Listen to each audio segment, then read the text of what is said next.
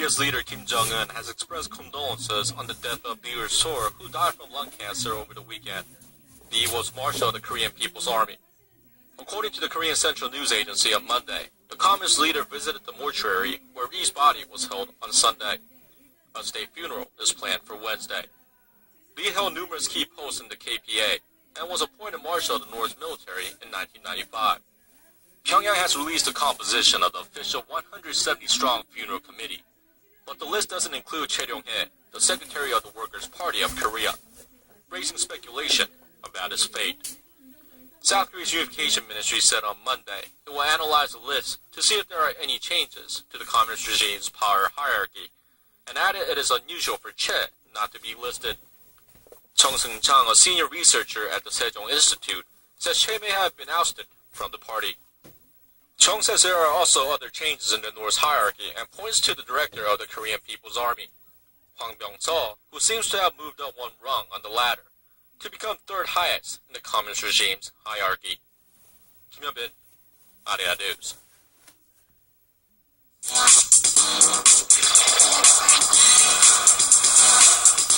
The Trans-Pacific Partnership is poised to change the landscape of global trade.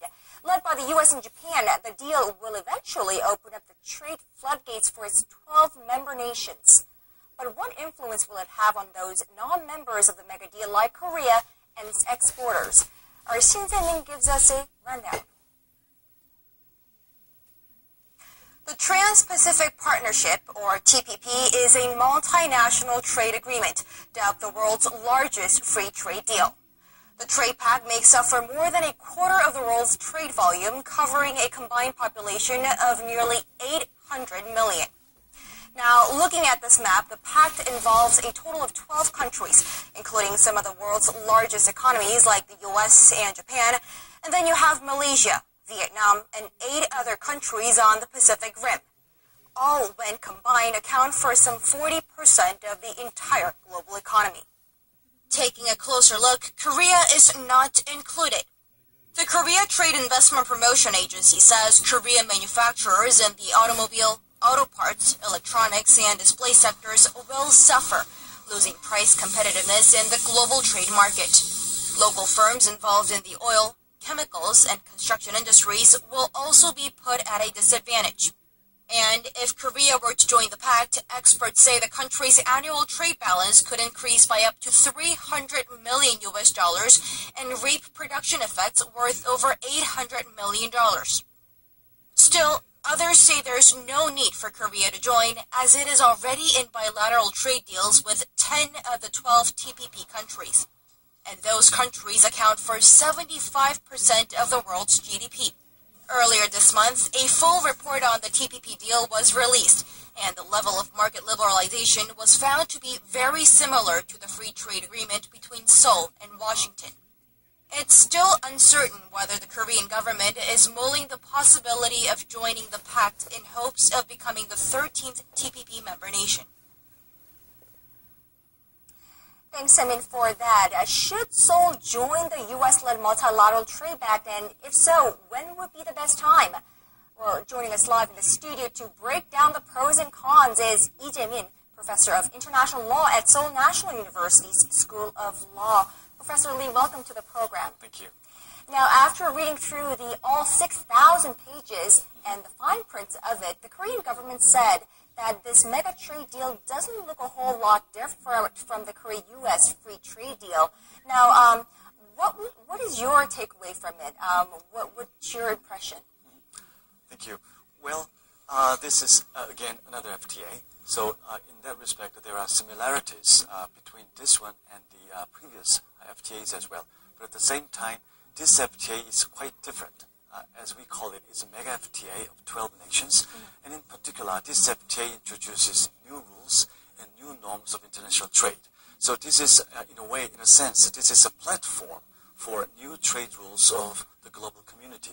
So it can herald the advent of a new trade regime in the future. So if that is the case, this TPP agreement is quite symbolic and very important for many countries, in particular Korea, which is 8th largest trading country in the world. So in that regard, this FTA is the same or similar with the previous one, but at the same time, this is a significant departure, so to speak, or deviation from the conventional system of FTA. So this is a very important issue for Korea, I think. Right, so this is not only a free trade agreement, but it's really a set of rules that set the new norm of trade, I believe. Right. Now, so the TPP, like you said, includes some new factors, which include standardized place of origin rules, Right. limiting excessive protectionism of state-owned enterprises, and eased rules on e-commerce. Now, how would the addition of these new factors affect, Korea and its trade relations with the rest of the world? Yeah, so these new rules are introduced to this agreement for the first time. So we have not seen this kind of rules in previous documents or previous agreements. Ever before. So it's really difficult to expect how these new rules will play out.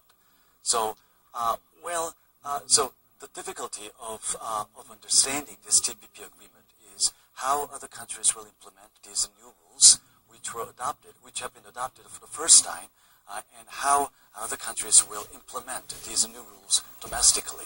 Well, this is a big challenge for Korea too. If Korea ever joins the TPP, then the first question and the big question is how we understand these new rules and how we implement these new rules domestically. Other countries will be watching Korea. Other countries will be watching very carefully how Korea will implement these new rules in Korea or with respect to vis-a-vis other countries. So in that regard, these new rules will be very important for Korea to assess the final impact of the agreement on Korea's overall interest on a long-term basis. Now, even within Korea, opinions remain divided on whether Seoul should join the TPP or not. Now, those who support Seoul's joining of the TPP say that Seoul, if it stays outside of the bloc, will lose its competitiveness, especially against Japan. Those who are against this joining of the TPP, they say that there are contentious issues like agriculture or intellectual property and products and services and investments. What are the pros and cons of Seoul joining this TPP? That's really difficult to find a definitive answer to this complex question. But obviously there are pros and cons. There are positive aspects and negative aspects for Korea to join the TPP. Sure. Well, as you just mentioned, the negative side is obvious. This FTA is a very huge FTA. So obviously it entails a lot of sensitivities domestically, as you mentioned, agricultural issue, intellectual property issue, and small and medium enterprises issue, and automobile industry issue in particular. So there are many sensitivities politically in Korea. So in that regard, I think it will be quite tough process for Korea to be prepared for the accession process in the future. So that's a difficult part or negative aspect of Korea's joining the TPP. At the same time, given Korea's status in international trading regime, given how much we are gaining from trade with other countries, particularly with these 12 countries, even including Japan, it's difficult for us to expect Korea, which is outside this huge trading regime.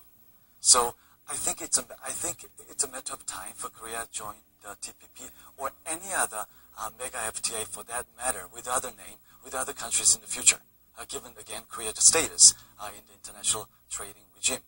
If that is the case, well, maybe there's some negative aspects in the beginning, but on a longer-term basis, on balance, I think Korea will better off by joining the TPP or any other similar mega FTA in the future.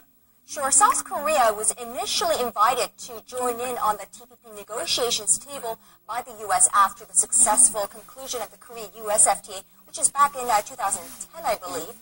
And then President Park, during her trip to Washington, D.C. last month, signaled her interest in joining the TPP. How do we explain the shift in stance, and how should South Korea position itself so that the Korean government could get the upper hand, so to speak, in negotiations on trying to jump on the bandwagon? Well, I think Korea made a difficult decision at the time.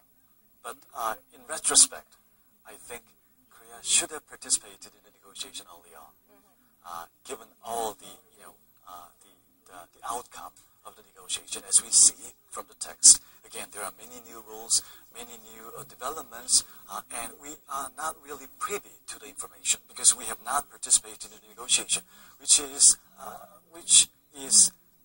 an important setback for Korea in planning to prepare itself for the future development in this new terrain, so to speak, new uncharted territory. So in that regard, I think, in my personal view, it is unfortunate that Korea has been part of this formulation of the new rule. But at the same time, there are benefits of waiting, so we can see how other countries are implementing these new rules, and then we can adjust ourselves in moving forward. So it's difficult to say whether that decision back in 2010 was an appropriate one or not. It depends. I think the jury is still out there. But at the same time, what is most important for us now, is to understand the real impact of this particular FTA and what this TPP actually means for Korea. It's not about the tariff reduction effect, but more about how the new trading regime is to be formulated in the future, which will affect Korea directly. We have to understand that first, and we have to do our homework, right. And then we have to plan out our future strategy, and then we'll have to negotiate with other 12 nations. The negotiation will be quite brutal, I think, and tough. Right, to join on this new global trade norm. Right. All right, Lee Jae-min, Professor of Law at Seoul National University, thank you so much for speaking with us tonight. We appreciate it. My pleasure.